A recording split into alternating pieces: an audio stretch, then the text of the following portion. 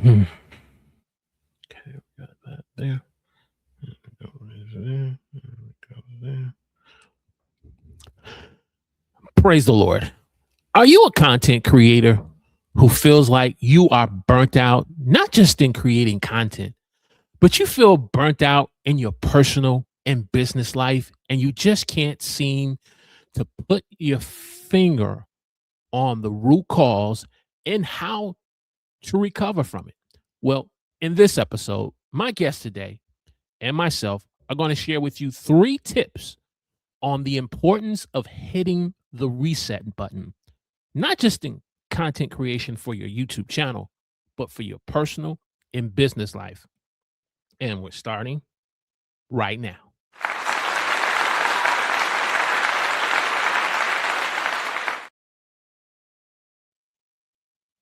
Okay. Praise the Lord, everyone. Welcome to the Huddle. I'm your host, Walter Strong, where it's our goal to help working class content creators like yourself to grow your channel, get more views, and make money online. And as we said in our opening in this episode, we're going to be talking about the importance of hitting the reset button, not just in your personal and content creation life, but even in your business life, working a 9-to-5 job and you have family after you've experienced burnout. And so if you're watching this episode, do me a favor in the comment section, leave me a hashtag team replay in the comment section.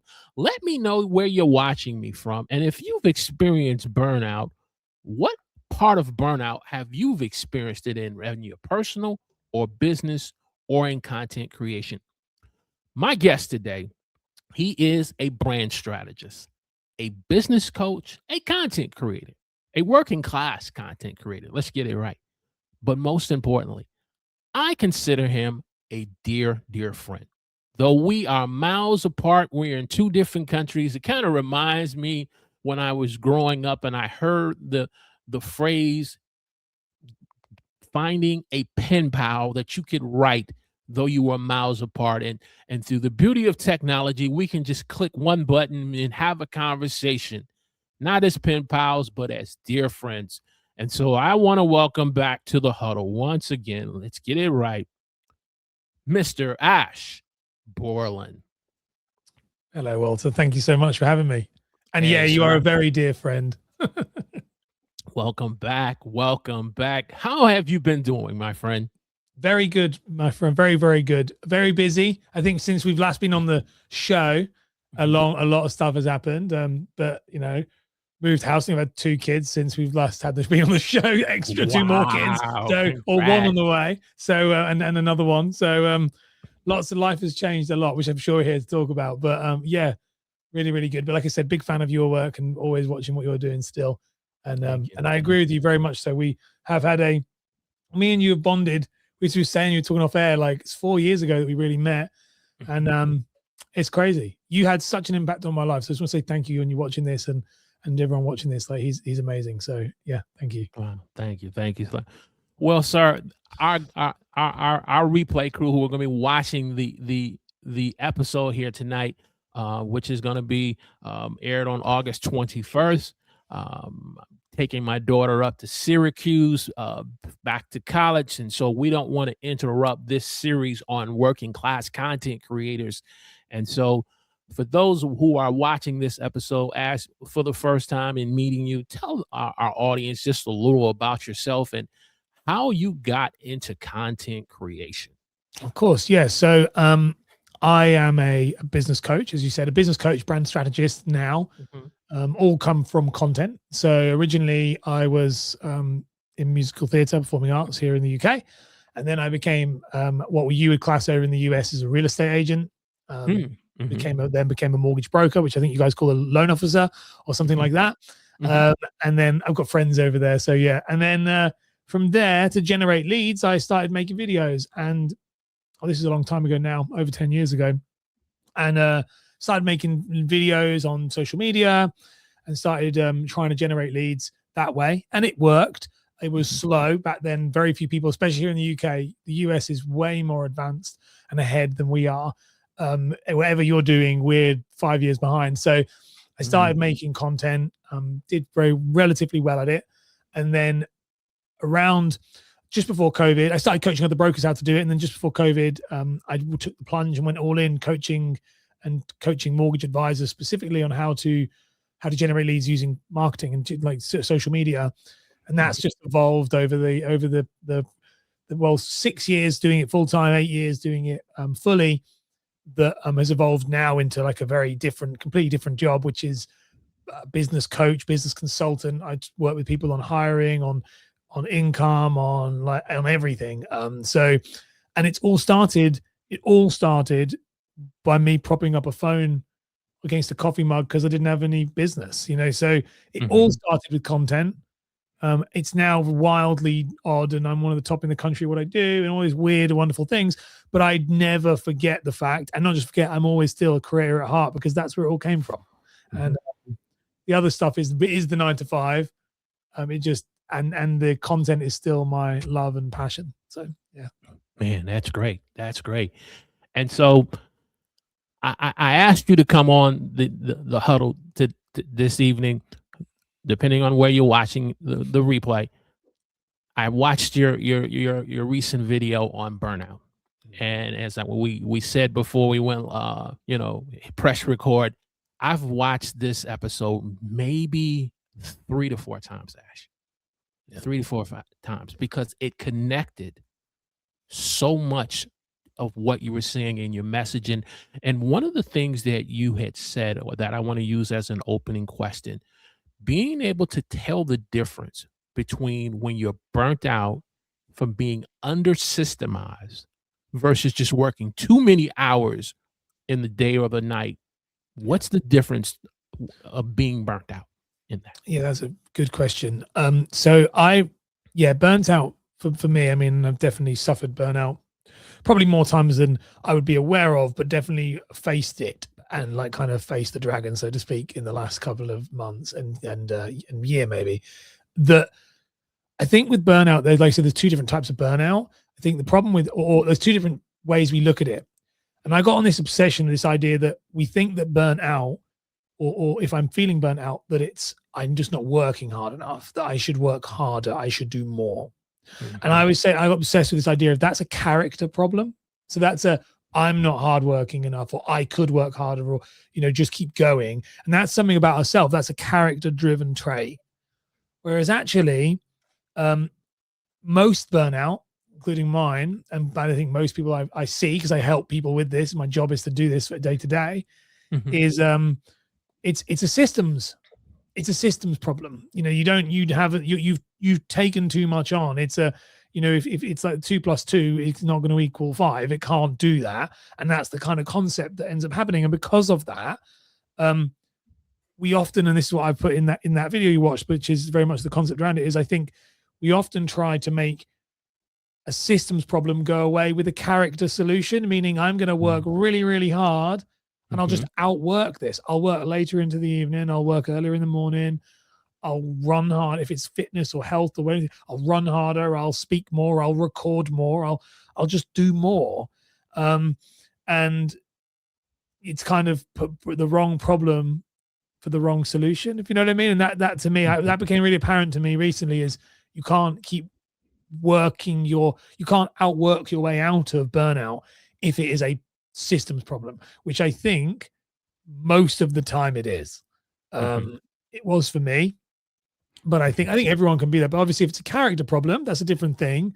But I don't think that, if it's like a character problem, meaning that you've burnt yourself out because you do work really, really hard and you're that person.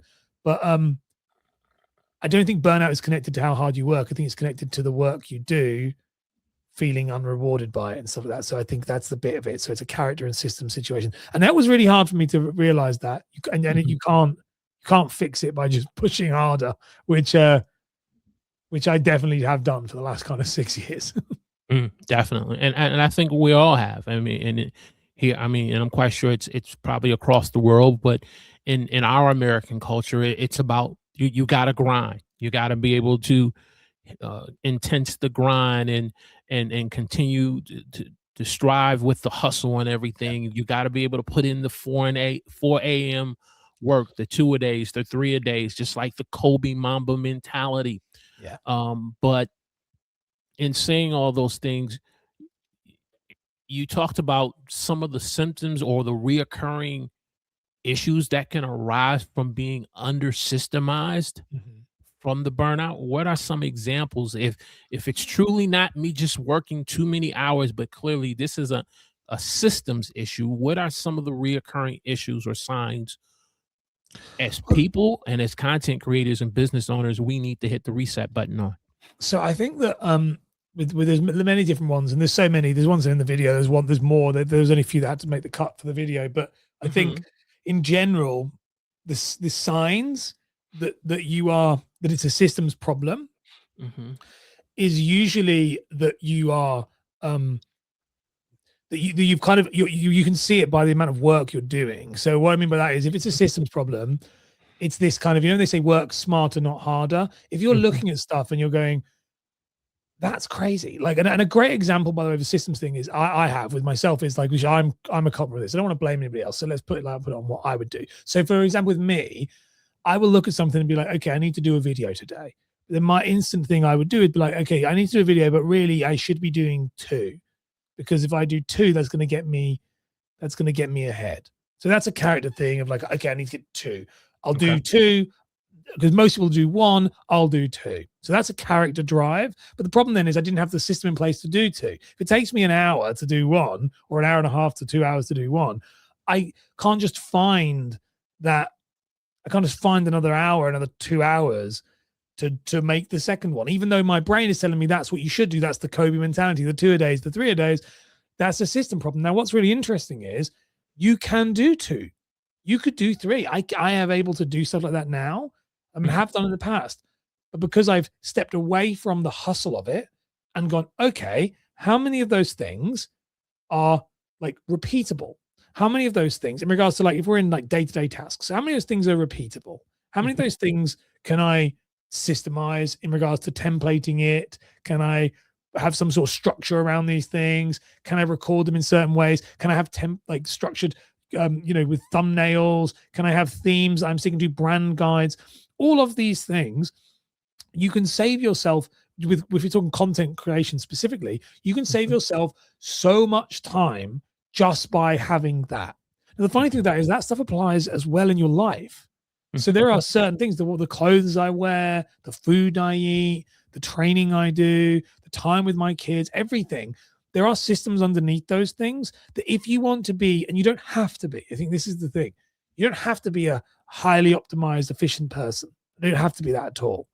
But if you're someone who wants to be, you have to do that boring work of looking and kind of putting in the structure. And that's how you say it's a systems problem, requires a systems solution. If you don't have enough time in your day to do that stuff, you have to find time. And the only way you find time is by making things shrink and by optimizing them. If you're burnt out because you just can't do it anymore, that's a different type of burnout. And I think that's the thing. So I think that's the biggest signs is, are you saying you're going to do something and getting to the end of the day and, oh my gosh, I'm being like, I didn't do the things I said I was going to do. And sometimes I'd look at the list of the things I was going to do, and I have it with clients as well. And my best friends would say to me about it. My best friend lives in Pennsylvania, but he was from here. We lived together in London for many years, and he used to say to me, he was like, if you stop looking at all the things you're not doing and look at all the things you have done, and you're a very highly efficient person. He was like, but you're still always putting something on again. Maybe a little bit more is going to help. And that's the issue. I think once you're in that burnout stripe, and I'm sure you might relate and some of your viewers and listeners might relate, when you're in that stage, I think one of the big signs is it's like nothing really fixes it. It's like, if I just work one more thing, one more time, it'll work. It'll feel better. And it just doesn't. And you don't feel, I always said to someone, the other thing is I didn't feel anyway, like burnt out, like sad or depressed or anything. I just didn't really feel anything. I just didn't feel like any enjoyment. It felt like a grind. And an analogy that I said to someone recently about it, which was a really weird moment I had. I know it'll probably be in a video in the future, but I had this moment where I go to the gym. I go to the gym every single day, purely for medical reasons, really. Like, I'm not really a gym guy, but I go for medical things.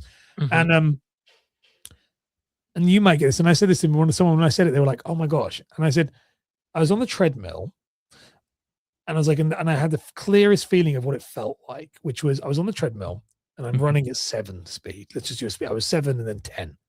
I normally run at 10 speed on the treadmill, but I'm running at 7. So when I'm running at 7, I'm running and I kind of feel like everything is just happening. As in, like, I'm running, I could do it all day. It's like a speed that where my feet are moving in exactly the same amount of time and effort, that in the same kind of frequency and everything. It's like it's made for me. It's like you're kind of hovering, but you're not. You are moving. Progress is happening. Heart rate's going, but it just feels effortless. When I turn it up to 10, which isn't much different, I can still do that speed. I can hold that speed for half an hour. I can do it. But there's a feeling on it. And this might be like, there's a feeling like every step I'm just not quite catching it. I'm just, it's like it's running. I'm on it.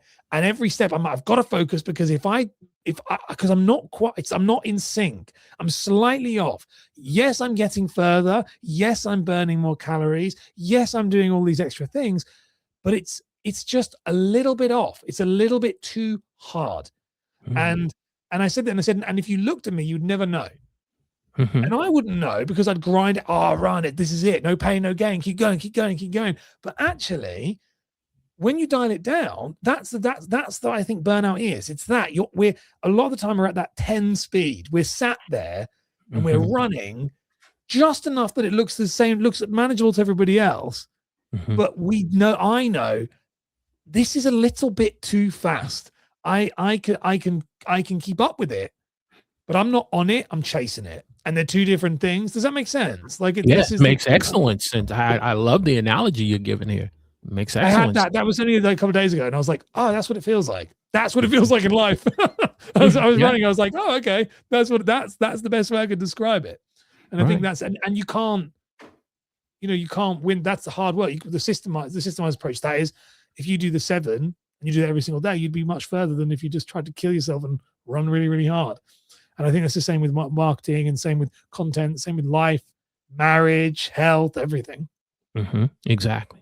We're talking to this afternoon or this evening, wherever you're watching the replay on this episode, the importance of hitting the reset button in your content creation journey on YouTube and in business and in personal life. And so if you're getting great value, do me a favor, hit the like button for me, hit that thumbs up. I don't need you to smash it or kick it. I need you to keep your device working properly. Make sure you share this on your favorite social media platform you're on the most, especially if you know someone that's dealing with burnout and they're running out of 10, but they need to be running out of 7.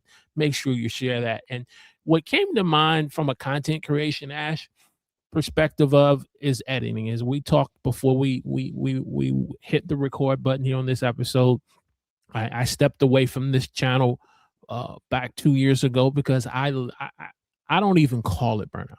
I call it the YouTube crash. Yeah, I literally felt like I was going 95 miles per hour trying to pump out content, being on a hamster wheel, and then boom, I hit the wall. And I was like, wow, I survived. But when I survived and I saw the aftermath, from what I saw, my perspective, it was like, I can't go back to this channel. The experience that I just went through, I can't go back. I can't stop creating content. This is part of who I am. And so I went and created another channel, and I dedicated myself to just doing video editing. And what came to mind when I was learning video editing was I'm spending 2 to 3 hours trying to edit one video. So I'm running at 10 here. Not thinking if I learn the shortcuts of editing, it'll get me at 7. Yeah. And it'll probably save me more time, so that way I can do some tasks that my wife or my daughter wants or my son wants, or what my pastor may want assistance with. If I learn the shortcuts, it's in the shortcuts that gives us more time. But when we're running at 10 and we're editing one video for 3 hours, Yeah. and then when we're done, we're like, oh man, this still looks elementary. And it just seems like it's just adding more and more fatigue. I mean, in your process of working with clients and creating content, have you kind of seen that type of same scenario run out itself in your life? Oh yeah, absolutely. I have it myself. Like I've had it. I've took a step back. I think we spoke about it off like before we hit record, but like, but not to this level. But like I've always done daily content, daily YouTube videos, multiple channels, all these different things, and running at the 10, so to speak, in that. Yeah, I hit a wall. I'd say, well, wall in a different way. I hit a wall in the sense that I'd done the same thing and I'd got marginally better. Year after year after year after year. And that was great. And actually, economically, financially, to my family, it had worked. So we were doing really well. But creatively, I felt really unfulfilled by it all. And that's where I was like, I feel like I'm saying the same boring rubbish again and again. I felt like I'd kind of completed it, but still, and you would understand this because it's the creator kind of drug that it worked in every way except the validation of like online, like the subscribers, the views. It was working in every other way, but the way I really wanted it to work. And I was like, okay, I need to think about this. I need to think about what I want to do with this. And the original thing was I was like, I'll just stop worrying about that. I'm not a creator. I'm a business coach. But that didn't last very long. That didn't feel very, because I was like, well, no, because I am a creator. Like I got into this because of, I like to do this. I fell into being a business coach. I became a business coach because of content, not the other way around. And so I kind of, they said, hit reset on the whole thing. And I started to look at it as I've got to make one piece of content. I'm going to try and make it the best I possibly can. I got this from a friend of mine who's a YouTube creator. He's quite successful. And he was like, try and take the energy that you put into one, into like the 7, and try and put it into one. And he was like, just have fun with it. And that's how I did it. Now, the hard bit about that is I realized every part of me wanted to do, like, to continue going and doing, well, I did 1, let's do 10, let's keep going. Like I can't stop. But no, I realized that a bit like you said with yours, it's this whole thing of, I realized, and there was a moment, and I'm sure every creator might have this. And it's a blessed problem to have, if I'm honest, is there was a moment where I realized that I'm not just a guy in my recording studio now, which is a completely custom built, we started off in a shed, and now started off in a dining room, then into a shed, and now into like a full-blown recording studio. But I'm still a father, a husband, a son, a brother. Like I have all these other, and a coach that people pay me a lot of money to speak to. I'm not just a content creator. And I realized that there was maybe some moderation needed to be put into my life with that. Because, it's Saturdays, and maybe I shouldn't be making loads of content on Saturday. I should probably be going and playing football with my son. Or I should be playing Lego with my son, or I should be doing tea parties with my daughter, or I should be taking my wife out for a date. Like life came along. And I think then I have these conversations with clients a lot about that, where it's like, you're doing this to build, you're creating this stuff to enhance your life. Don't let it take over your life. And it absolutely did for me. And I think 1 a week, good quality. I'm proud of it. I do other stuff as well, obviously, but like that's my like the one I'm like proud of. The rest of it's more of the slop that I'm on about, like the other stuff I need to do for work. That was enough. Now, would I like to do more? Yeah, we all know this. I'm getting older. We've all when we're younger, we can eat what we want, and it doesn't do anything. But as we get older, life has a lovely way of slowing down our metabolism, and we can't do that. And I think that's kind of the same thing with this.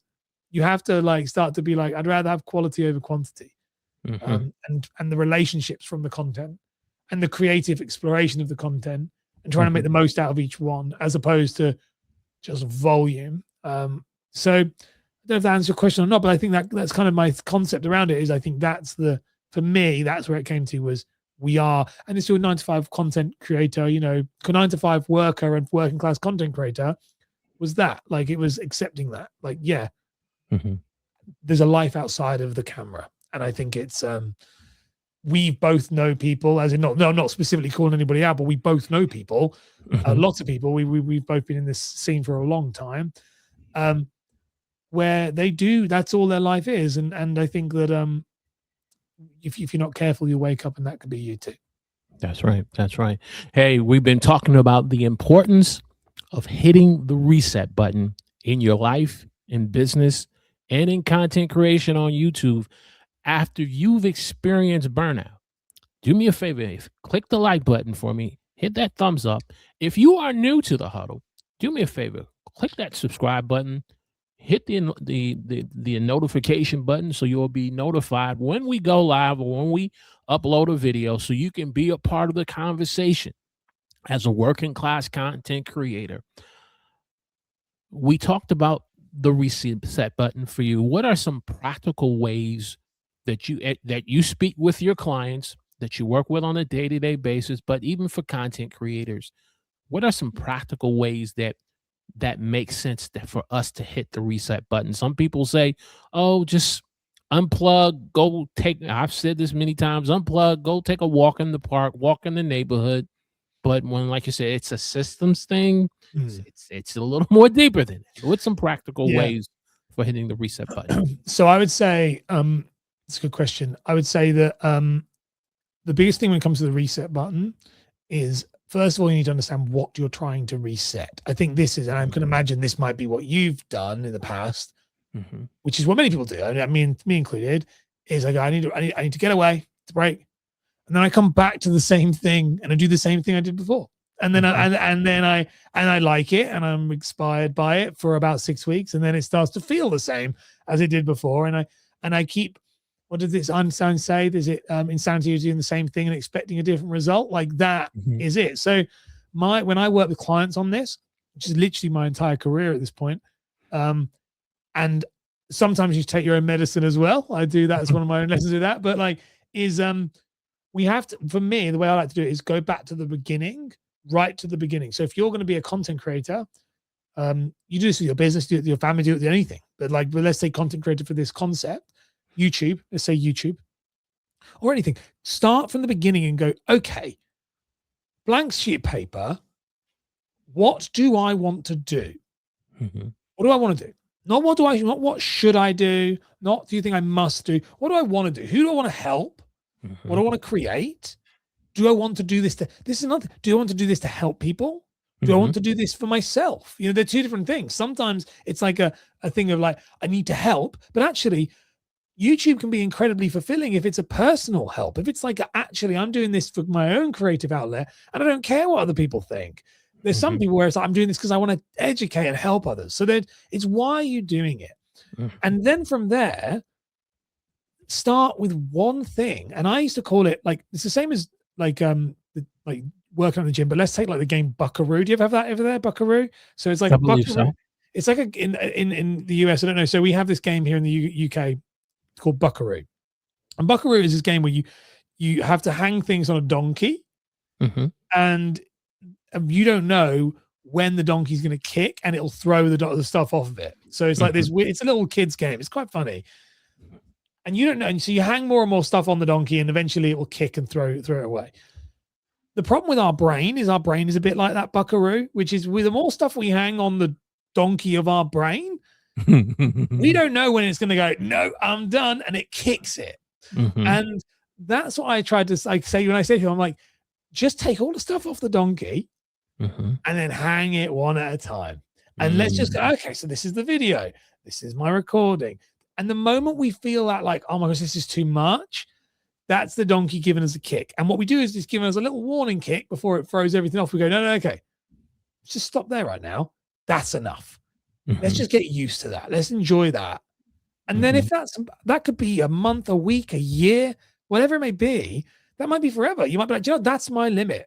That's the bit where it stops being fun and starts being or fulfilling, or it fills the cup in any way, and it starts becoming a chore, and where you're going to start doing the wrong things because you'll start making those, cranking it up to speed 10, so to speak. You're starting to make decisions that are spending extra resources in your head and and so that, to me, that like kind of buckaroo example, that's what I've used that for years. And it is this idea of, you need to have just enough that you are not out of your comfort zone. I think that's a mistake as well. It's like to the top of your comfort zone, but still comfortable. If that's your creative thing, if it's your work or things like that, then you might have a few things where you push out, but that's how I'd reset. But you got to reset it from the beginning. You got to tear it completely down, in my opinion, because every time I've tried to reset it from where it was, like I just unlisted all my YouTube videos and all my podcasts, and I was like, I'm going to start again. I'm not going to start the channel again. I've got an audience, but I'm going to start again, and I'm going to make it how I would like to have, which is an interesting, so the exercise, make it how I was going to like to make it without thinking I need to make leads and I need to do, like, it was all these other things, before everything else has been pushing it. I need to do more. Gary Vee says, if you're not uploading 35 pieces of content a day, you're a failure. Like, without all of that, what would I do? And I was like, I would create one piece of content a week that people would want to come and watch, and they would come back to watch. And it's short enough. They're about 15 minutes. It was short enough that the goal with that was, I want it short enough that you can watch it multiple times, that even if you're not that interested in it, if you started off being interested, say if you're a friend and you're trying to help out, you can stick it on for 10 minutes and you're like, it's just 10 minutes, just Ash, there's an update. And that I also wanted it to serve a purpose that was to actually, with Burnout, same thing, talk about it before it becomes a problem, because other people are going through the same problems. So let's share them. Let's spread the load. Let's not all carry the burden together. And I think that, for me, that was the reset for me. Instead of, and I've said, I joke about my friend, and I think this is something that many of us struggle with, is I said to my best mate, I said, because I've absolutely had a superhero complex. I absolutely believed that I could do it. And if I couldn't do it, then I was a failure, and I had to figure it out till I did. And it's everyone loves the Kobe stuff. I love the Kobe stuff. It's addictive, but we all and I can stop me if I could go on this stuff forever. But I have got one analogy that I do like to say, if that's sure, go ahead. So the thing that I have that used, and it's in an episode, actually, you might have even seen it, and I always called it the Will Smith test. Have you seen one about that? Not yet. I definitely need to check that one out. Go ahead. So the Will Smith test. I call it this. Big fan. I like Will Smith. Always love Will Smith stuff. Always Fresh Prince. Huge fan of Fresh Prince. But I always say this to people is, what we all do is we look at one part of someone's life and then go, we want that life. And I always say to people, whenever things go bad, I always go, would I, like, think about Will Smith. You ask anybody, they'll mostly say, would you like to be Will Smith? They'll all go, yes. But when you're Will Smith, you become Will Smith. You don't just take his fame and his money and his houses. You have to take his life. And we all saw publicly how hard that is. It's a hard life. It's an unhappy marriage, problems with his family, problems with himself. He's got his own demons to fight. There's not a judgment on him. But what it is that we don't look at that. And actually, Will Smith might give up everything to have your life. And we're too busy grinding out. And he's that grinding guy. And that's why I was like, be careful that you don't become that. Because we can see success in one vertical and not realize that it's everything else.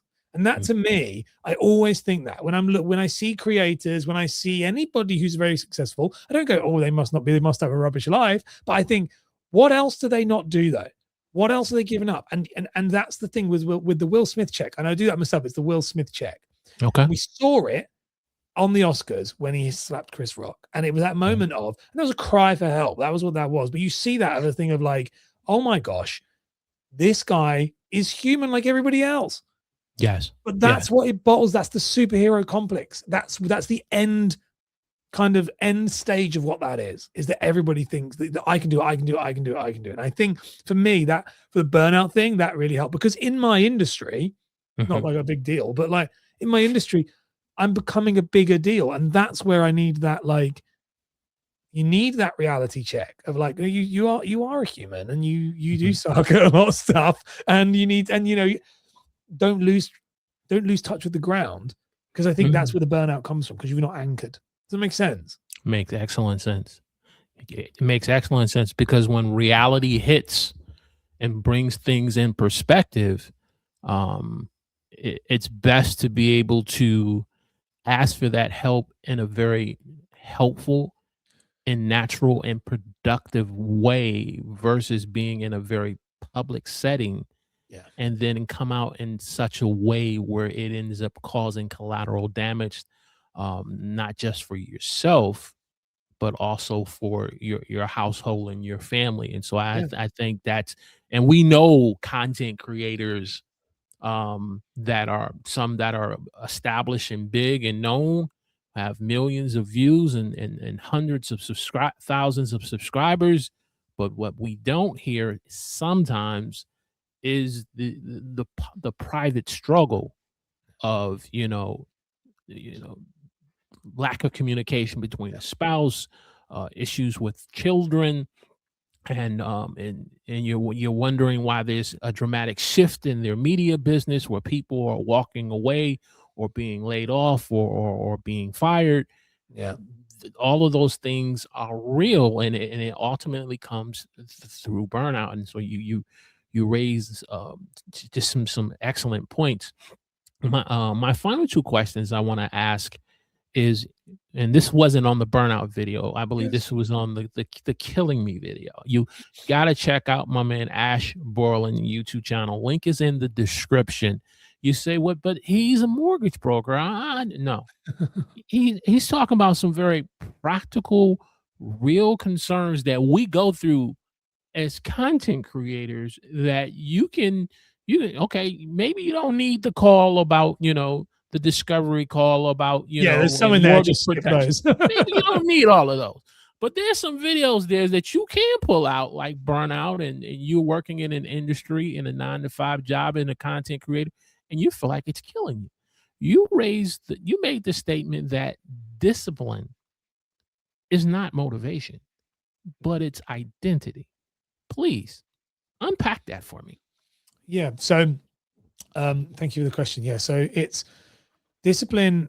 There's a great book. It's called Atomic Habits by James Clear. So I've got it here. I've got my top books here. So it's Atomic Habits by James Clear. Great book. And he talks about this, to a concept of this, which he talks about this idea of habit.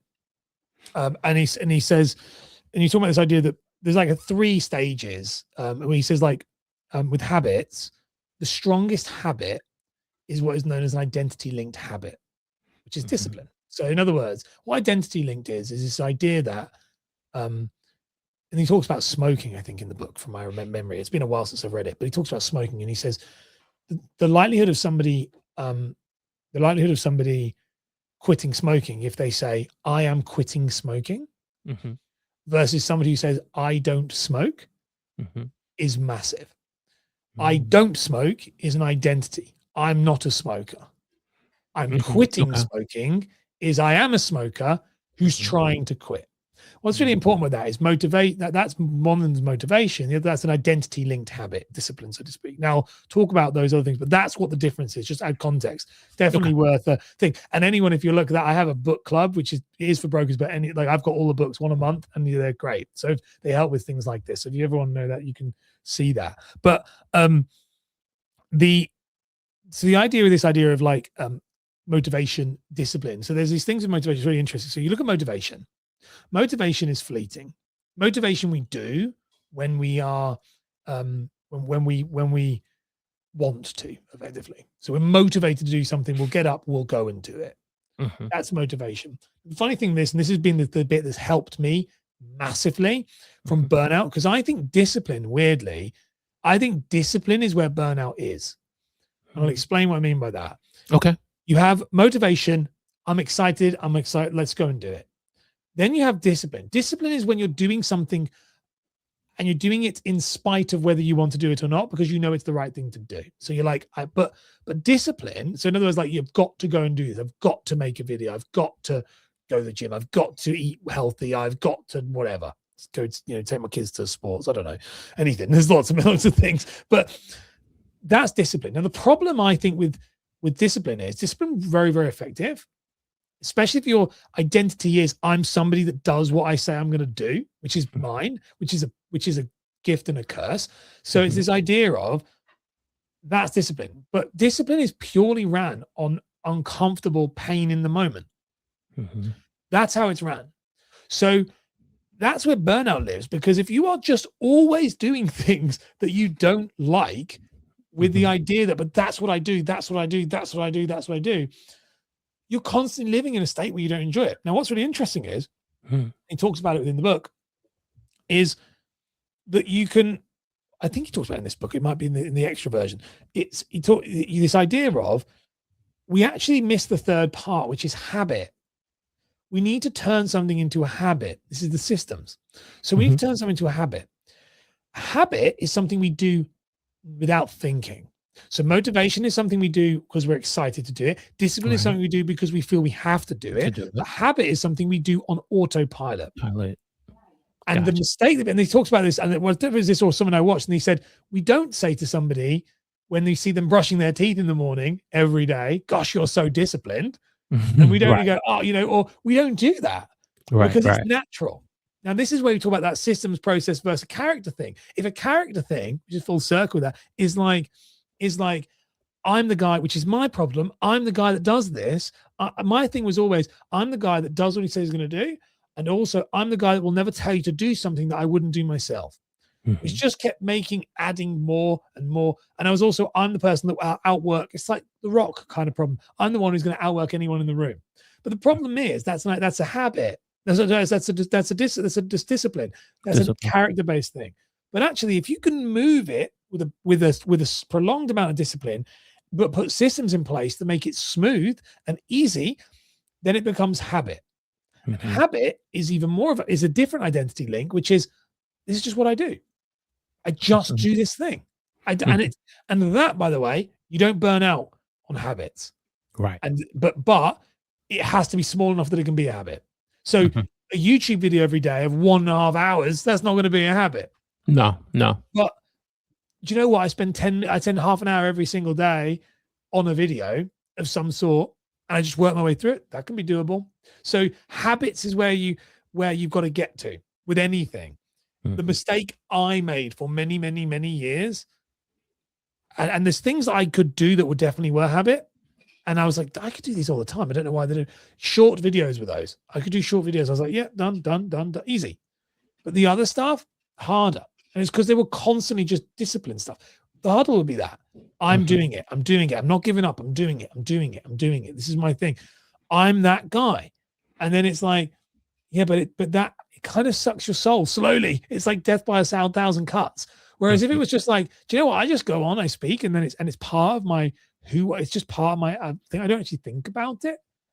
Habit is where that comes in. Does that make sense? So this is the thing about the killing me was I was just living in this constant disciplined state without getting too medical and stuff. That's just a constant cortisol, stress, anxiety, blood pressure. Like that's what that is. That's what that is. It manifesting through your body is that.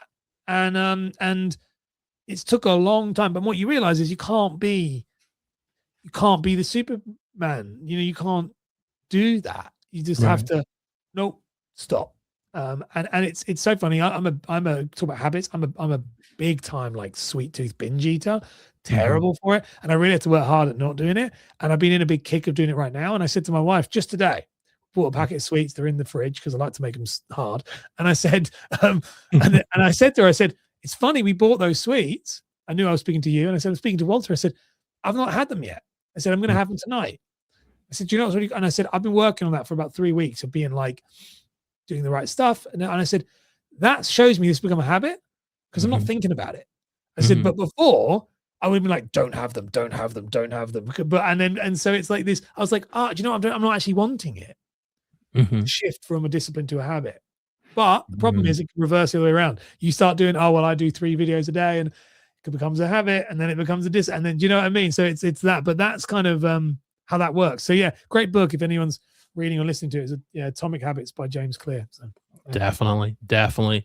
Now, we normally, with most content creation shows, will say, where do all roads lead to Ash Borland, especially if individuals want to connect. So I want to say this.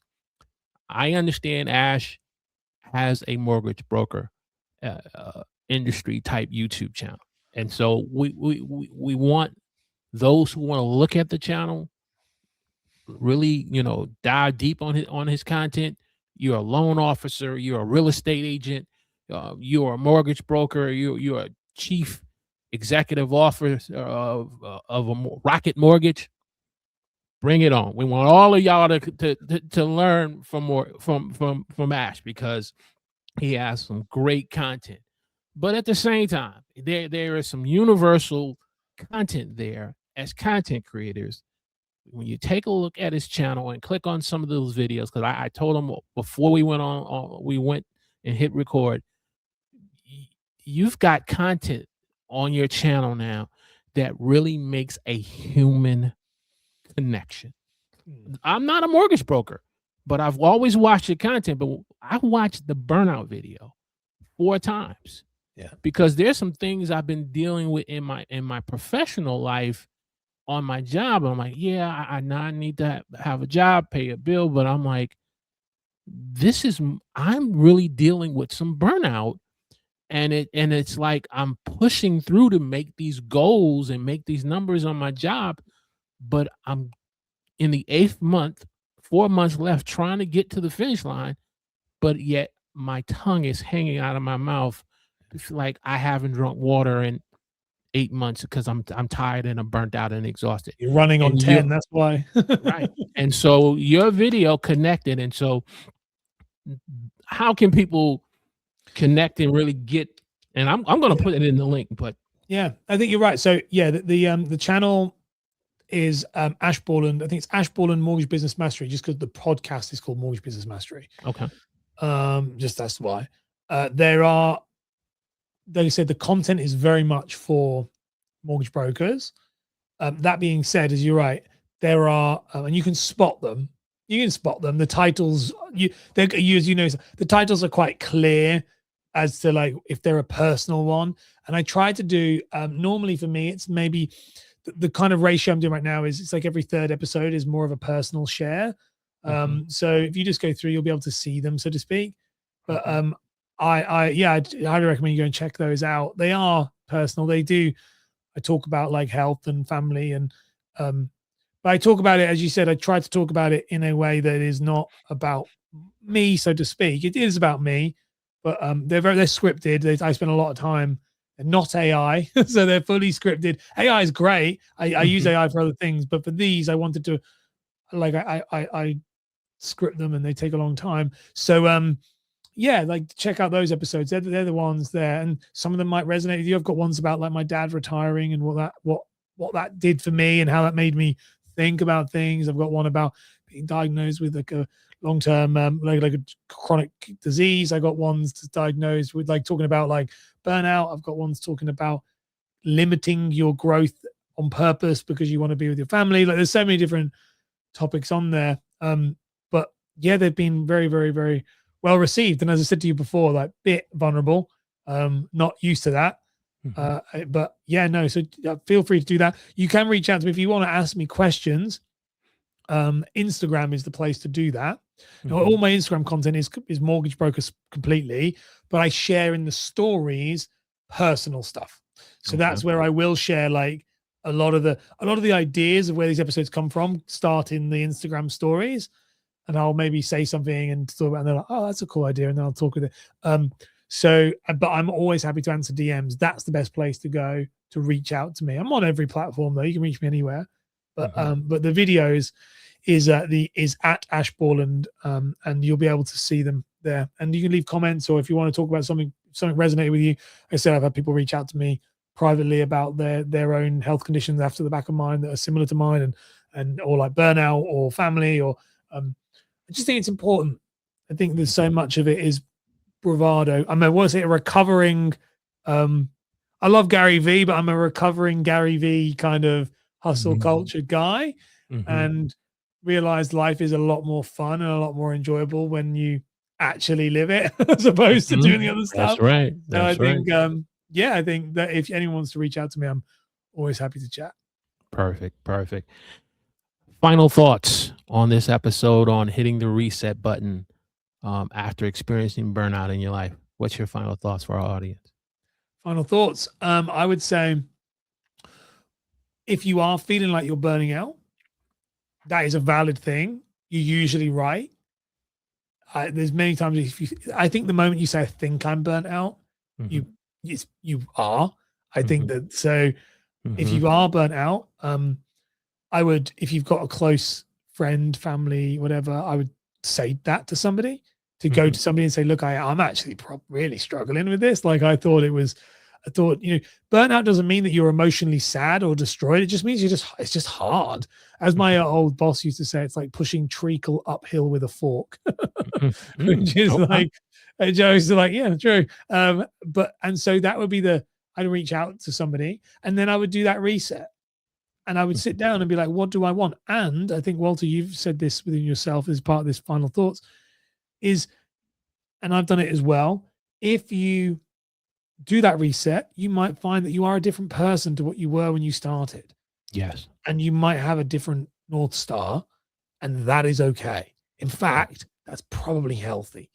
And so just recalibrate again. Don't let's just throw the baby out with the bathwater, so to speak. Don't get everything out. Right. Still build upon what you've built and your brand and your legacy, but it's okay to turn around. And as I said right at the beginning of this, to kind of end it on that one point, I think that or not at the beginning, but like in the middle, is that sometimes if you're a creator and you're a 9-to-5er, this is a really, really strange one, but like it doesn't have to be a job. Right. It doesn't have to be a side hustle. You don't have to make money from it. Like if you just want to make content because you want to make content and you're not trying to help anybody, you don't have to help anybody. Because what I find is those channels often, and if you're just trying to help yourself, often those channels end up helping more people because you're actually passionate about it and you go and talk about the thing you love or the thing you want to talk about. And I think that sometimes me and you are very much in that crowd or have been in the past where everybody's trying to educate. And what's really funny about my videos, the shift in it has been, I've moved away from education and more just into like, I just want to document this, how I feel, how I think. And it's been way more fulfilling and has worked out better anyway. So I think sometimes you don't have to just be a creator to help people. You can be a creator to help you. And you'll probably help people along the way. Man, that's powerful, sir. Thank you so much. I'm just going to put you in the green room right quick, have a few words, and then I'll bring you right back. There we have it, ladies and gentlemen, boys and girls, children of all ages, Mr. Ash Borland dropped a lot of gems, a lot of truth, and it's okay if you feel burnt out, if you know you're dealing with burnout, hey, that's the sign for you to hit the pause button and recalibrate and take inventory on what you need to do different. Does it mean, like Ash said, just throw everything out and just tear everything up and start over again? No, it means take a moment and pause, get your mental right, and then once you've got everything back in order, you've hit the reset button, you now can move forward on the goal of what you want to accomplish professionally, the goal that you want to accomplish personally, the goal that you want to accomplish even on the platform of YouTube or your own platform, because you now have branched and you're not just depending on rented space, but you have your own platform where you can bring your own audience and community. But you got to hit the reset button. And so if you've gotten great value, which I know you have, hit that like button for me, hit the thumbs up, share this on your favorite social media platform. And at the time of this recording, next week, the Huddle will be on live August 29th at 11 a.m., where my guest will be Hannah from Bible Devotions YouTube, Bible's Future, and let me get this right, Bible Hope and Future Devotions YouTube channels. She's watching the replay. She's definitely going to get me, but it's okay. So we'll see you Saturday at 11 a.m., August 28th, which we normally are live. That's my wife's birthday. So that's why we're going to be live on Saturday morning. So I got to make sure I take care of the wife. It's all a part of being a working class content creator. I'm a creator. I'm a husband. I'm a father, just like you. And so we got to keep our family in order, our children and everything happy and in order. So we'll see you on the next episode of The Huddle. Hit the thumbs up. Boom.